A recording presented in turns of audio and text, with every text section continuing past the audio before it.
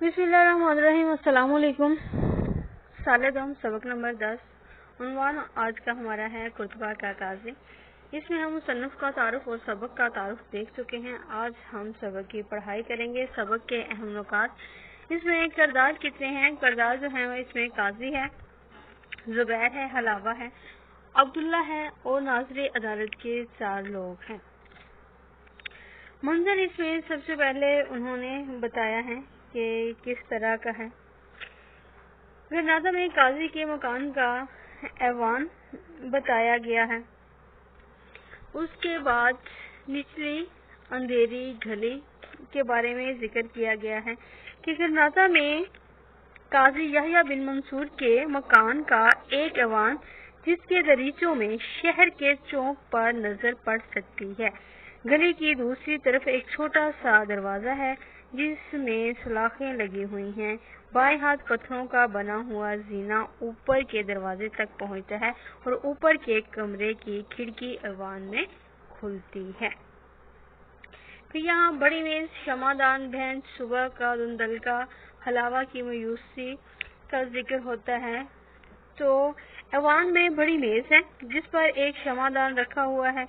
मेज के करीब एक बेंच और चंद कुर्सियां पड़ी हैं। दीवारों पर असरा और जानवरों के सर लगे हुए हैं। सुबह का अंधेरा है। हलावा बेंच पर बैठी हुई है, सर घुटनों से लगा रखा है। अब्दुल्ला दरवाजे से अंदर आता है और हलावा से कहता है कि शमे गुल कर दो, शमे गुल कर दो। हलावा जवाब देती है कि शमे सुबह के आने को रोक नहीं सकती। हलावा दुख से कहती है, कैसी काली सुबह, ऐ मेरे रब, कैसी काली सुबह। हलावा कहती है कि मैं आज का सूरज देखने को क्यों जिंदा रह गई। आज का दिन तमाम होने पर मेरे लाल का क्या हाल होगा। अब्दुल्ला गुस्से से कहता है कि जिंदा होगा, लंबी उम्र पाएगा, हम दोनों को कब्र में उतारेगा। हलावा मायूसी से कहती है, आज सूली पर इसकी लाश लटक रही होगी। अब्दुल्ला कहता है कि पूरे कुतबा में एक शख्स भी ऐसा नहीं है जो जुबैर को फांसी दे। हलावा कहती है कि काजी का हुक्म तो फिर हुक्म है, जिसको भी हुआ इसे पूरा करना है। मोहब्बत की खातिर कत्ल कि जुबैर ने जो है वो मोहब्बत की खातिर जो है वो कत्ल कर दिया था। मकतूल को जो है वो मकतूल का जुबैर को गुस्सा दिलाना, गुस्सा किस तरह से दिलाया जाता है कि वो जिस लड़की से प्यार कर रहा होता है उसी से दूसरा भी शख्स प्यार कर रहा होता है, इससे जो है वो गुस्से में आ जाता है। अजनबी का गैर शरीफाना तर्ज़े अमल कि वो शख्स जो था वो अजनबी था, उसको इस तरह से जो है वो नहीं करना चाहिए था। दियारे गैर में अजनबी खानदान की लड़की को वरगलाना। तो कहते हैं कि आखिर इसका कसूर क्या था जो उसको जो है वो सजा मिल रही है। तो वो बताती है कि किस तरह से उसने जो है वो लड़की को बरगलाया, लेकिन उसको नहीं पता था और ना ही उसने किसी को हाँ की थी। जुबैर का इजहार मोहब्बत ना करना, जुबैर ने उससे कोई भी इजहार मोहब्बत नहीं किया था। अजनबी का कत्ल कर दिया गया था। फांसी का फतवा जारी करना, जुबैर का बाप जो है वो काजी है, वो उसे फांसी का फतवा जारी कर देता है।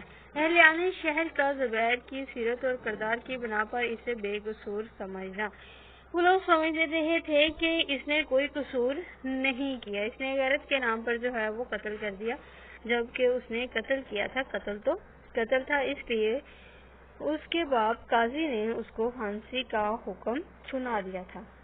फांसी रखवाने के लिए लोगों का सूली के गिर्द इकट्ठे होना, लोग जो है वो सूली के गिर्द इकट्ठे हो जाते हैं। उनसे अब्दुल्ला कहता है कि कोई भी जो है वो इनके पास नहीं जाएगा, इनका हुक्म जो है वो नहीं मानेगा, हुक्म की तकमील जो है वो नहीं होगी। अब्दुल्ला का हलावा को ये मंजर दिखाना, काजी का सीढ़ियों से उतरना। अब्दुल्ला जो है वो कहता है کہ وہ بچ جائے گا، زندہ سلامت ہوگا، لیکن حلاوہ جو ہے وہ کہتی ہے کہ میں اس کو مرا ہوا دیکھ چکی ہوں۔ عبداللہ کہتا ہے کہ یہ بات مہمان کو زیب نہیں دیتی کہ گھر کی محبت میں کود پڑے، اس لیے زبیر کو اپنی محبت کی خاطر یہ قتل کرنا پڑا، لیکن لڑکی نے کسی کو ہاں تو نہیں کی تھی۔ پھانسی گھاٹ چوک میں لوگوں کا ہجوم ہے۔ قاضی اپنے کمرے سے باہر آتا ہے، سیڑھیاں اتر کر آ رہا ہے۔ قاضی پوچھتا ہے کہ موت کا ڈھنڈورا کیوں نہیں پٹ رہا؟ عبداللہ جواب دیتا ہے ڈھنڈورا پیٹنے والا موجود نہیں ہے، تو قاضی کہتا ہے کہ باہر کون ہے؟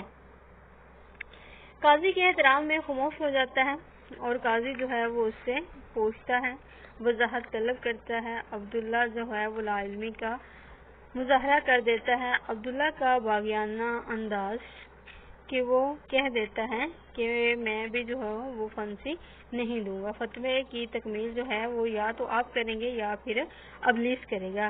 عبداللہ کہتا ہے کہ حضور ایسا کوئی بھی نہیں ہے جو آج آپ کے فتوے کی تکمیل کرے، ویسے میرے سوا کرتبہ کے سارے مرد باہر موجود ہیں۔ قاضی کہتا ہے کہ کیا تو تیار ہے؟ جواب میں عبداللہ کہتا ہے نہیں، یہ کام یا تو آپ خود کریں یا ابلیس آپ کے حکم کی تکمیل کر سکتا ہے۔ قاضی یہ بات سنی انسنی جو ہے وہ کر دیتا ہے، لیکن اسے شک ہو گیا کہ قاضی کہنے لگا کہ ناظر عدالت کے آدمی کہاں ہیں۔ حلاوہ کی آخری کوشش، حلاوہ اس کے پاس آتی ہے اور منت سماجت کرتی ہے۔ وہ کہتی ہے کہ اسے مخاطب کر کے کہتی ہے میری بوڑھی زبان نے آپ سے غفور الرحیم کی التجا کی ہے، میں نے اس وقت اسے پالا ہے جب اس کی ماں نے اسے جنم دیا اور وہ مر گئی تھی، لیکن حلاوہ کی آخری کوشش جو ہے اس کی اپیل بھی جو ہے وہ رد کر دی جاتی ہے۔ سوری کے لیے ناظر عدالت کے لوگوں کے بارے میں پوچھا جاتا ہے کہ وہ آدمی جو ہے ناظر عدالت کے آدمی کہاں ہیں؟ نچلی منزل میں، بتایا جاتا ہے کہ نچلی منزل میں ہے۔ آج ہم اتنا ہی پڑھیں گے، باقی سبق جو ہے وہ اس کی پڑھائی کل کی جائے گی۔ اوکے، اللہ حافظ۔